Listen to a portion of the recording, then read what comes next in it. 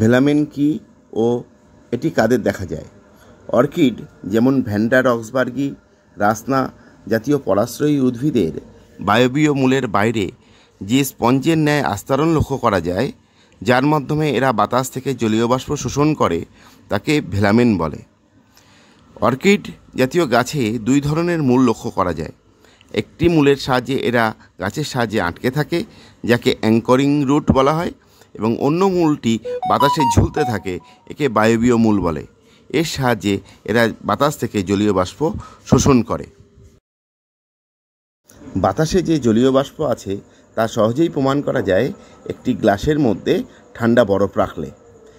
তাহলে বাতাসের জলীয় বাষ্প ওই ঠান্ডার সংস্পর্শে এসে গ্লাসের বাইরে বিন্দু বিন্দু জলের আকারে জমা হয়ে থাকে। এতেই প্রমাণ করা যায় বাতাসে জলীয় বাষ্প থাকে।